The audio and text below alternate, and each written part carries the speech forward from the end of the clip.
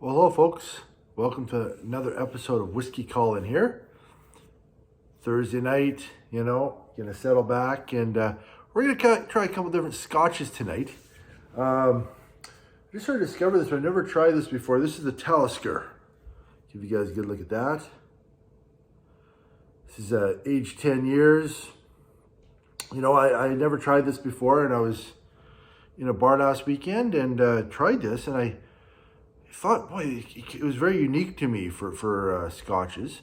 I thought, it kind of tasted to me different than anything I've ever tasted before. So, Scotch-wise, it was really an interesting experience for me. So, yeah, and apparently it's made. It's almost too dark for me to read right here, but it's made in a region, I believe, that's a little bit unique. Isle of Skye or something like this. And yeah, I apologize here. I should have read this before. It's a little too dark for me to read. But you know what? It's all about the experience. It's all about having a sip. It's a single malt Scotch whiskey. It is 45.8%, I believe it says here. And yeah, it's a beaut. Here, I'll give you another good look here, in case you guys want to try it sometime. But yeah, I thought it was really unique. And I'll explain why in a second. I'm going to take a sip and I'll kind of give you my tasting notes. And I'll kind of explain afterwards what I found so unique about this bottle, compared to other scotches I've tried before. And then, I think we're gonna compare it. It'd be really interesting to do, I think, kind of compare it to another scotch, Ardbeg 10. And again, I'm going to explain at the after I try the Talisker and give you my tasting notes. I'll explain why I picked Ardbeg 10 to kind of taste against it. As an interesting little experiment. I haven't done that yet in terms of tasting these two together, but it'll be kind of interesting to see what that's like. So anyways, it's pretty nice, decent color here. It's fairly dark color, actually. Yeah, isn't that? And you know what? Hope you guys got a scotch yourselves. You're enjoying it. Scotch whiskey, anything. Thursday night. Hey, the weekend's almost here, folks. It's almost here. Got next week booked off of work. We rented a cabin by a lake. And you know what? Darn it, if I'm not going to try to shoot one Whiskey Call-In video a day out there. So probably get some good vistas, of the lake behind me, hopefully. And yeah, we're going to shoot some whiskey videos out there. So that should be fun. Anyways, I'm going to give it a smell and, see what I think here.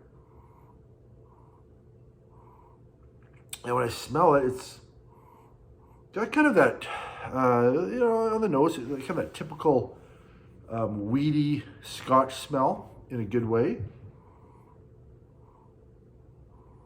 Yeah, kind of with a little bit of, kind of smell the alcohol in there too.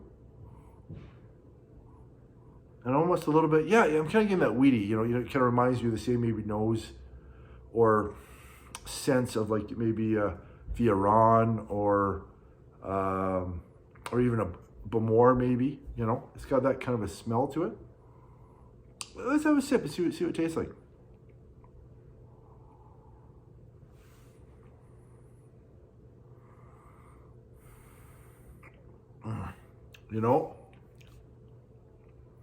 Boy, do I like this scotch. So to me, what I'm getting is almost a salty licorice. My parents are from Holland. We always grew up eating Dutch candy, droppies, which is salted black licorice, basically. And this reminds me of that. Like there's a certain gray kind of salty powder that was kind of part of the droppy repertoire, so to speak. And I love that powder. And this reminds me of it. It's sort of a salty licorice. And, you think of it too, this is made by the sea. It's kind of you can almost sort of imagine or get a little bit of what it might taste like to drink a little bit of, actual salted seawater, ocean water. It's got that little bit of an ocean smell to it, and taste to it.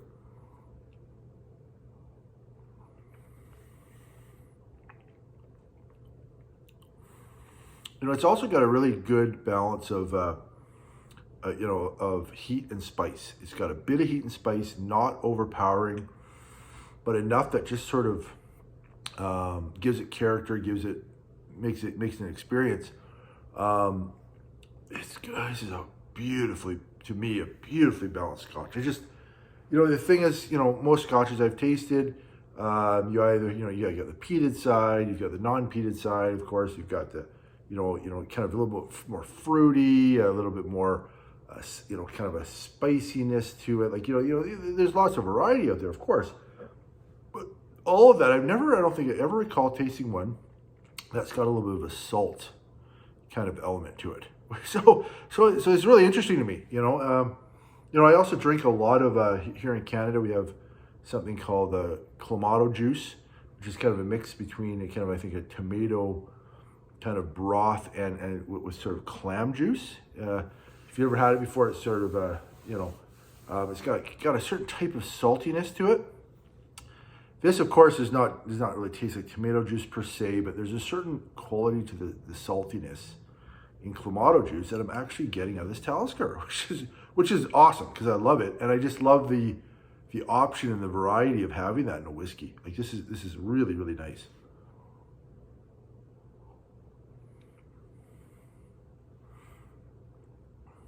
Boy, is that nice. You know, I really, really like. I think it just really, really blends with my palate for whatever reason, for what I like. And I just love how I've never tasted anything quite like it. You know, and sort of those different flavor points. But for fun, because you can taste a little bit almost that seaside salt, ocean salt as well, kind of element to it. I thought, you know, I want to try this against a peated Scotch, just to sort of say, you know, because there's a little bit of an overlap there. You get kind of that.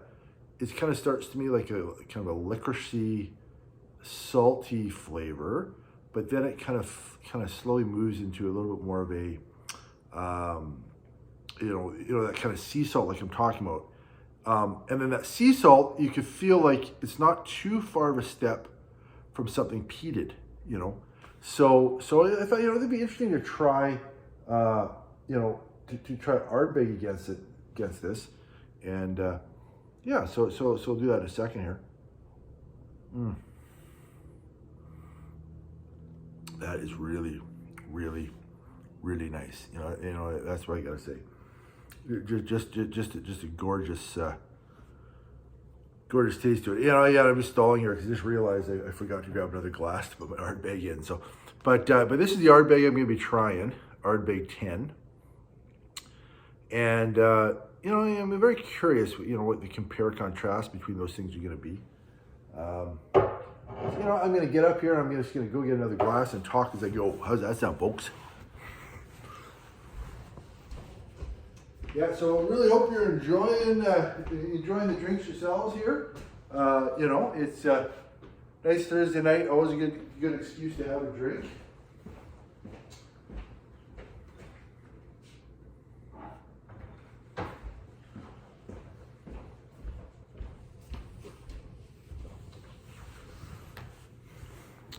All right, back here, folks. Sorry about that. So yeah, I'm just going to pour an Ardbeg here, and we're just going to see the difference.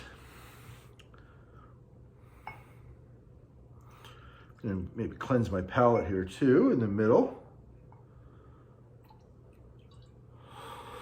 Oh man, summertime is right in the midst of summer, plus 30, etc., Celsius that is here in Canada.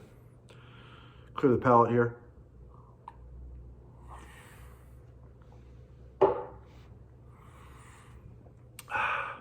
Delicious. Okay, so yeah, you know, smell the Ardbeg here and see how that compares. That's interesting. Definitely on the nose, you know, you kind of pick up that peat, of course, right away. You know, it's funny, I'm looking for that overlap between the saltiness of the Talisker and the peat in the Ardbeg. And on the nose, I can kind of feel that overlap in a really positive way, in a really kind of fun way. Well, let's give it a sip.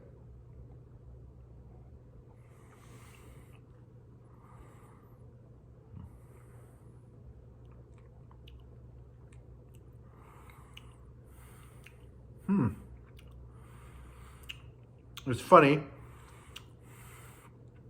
The first half of this Ardbeg sip tastes quite muted, actually, compared to the Talisker. I find the Talisker comes out of the gates a little bit more spice and a little bit more, kind of top up.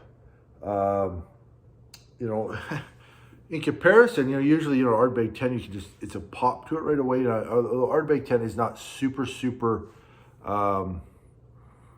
it's a little bit thin, I find, compared to, let's say an Ardbeg Jugendale, which is one of my favorite Scotches of all time. So this is a little bit lighter in texture than even the Talisker, I would say, a little bit. But the second half of this sip, you definitely get a little bit of that overlap between these two Scotches. But then obviously the peat really kicks in near the end, and a little bit of spice as I'm talking, a little bit of spice is kind of moving through. Let's try it again.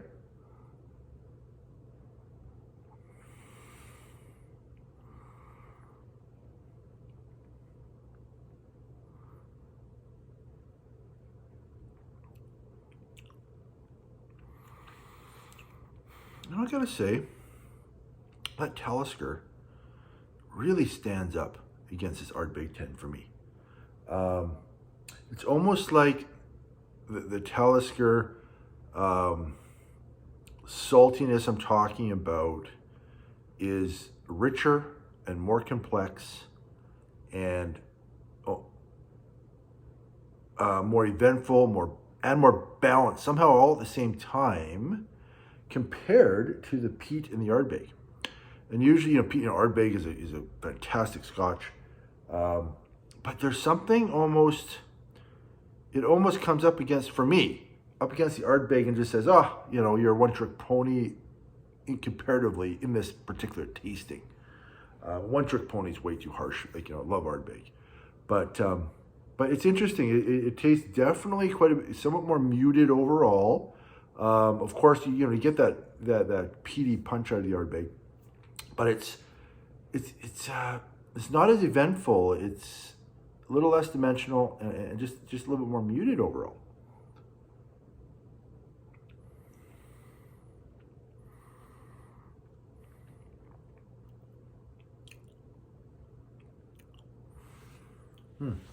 Interesting. I'm going to cleanse my palate and just go back to the Talisker just for kind of that last, compare here.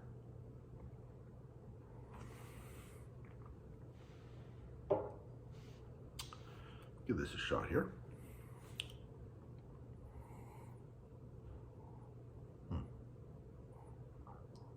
Yeah, the nose, I would say the nose on the Talisker is somewhat more muted than the nose on the Ardbeg. So that's interesting, coming back.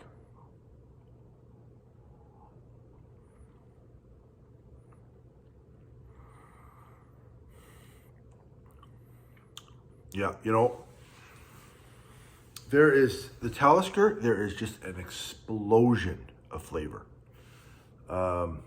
Explosion of that kind of salty, seafront, licorice.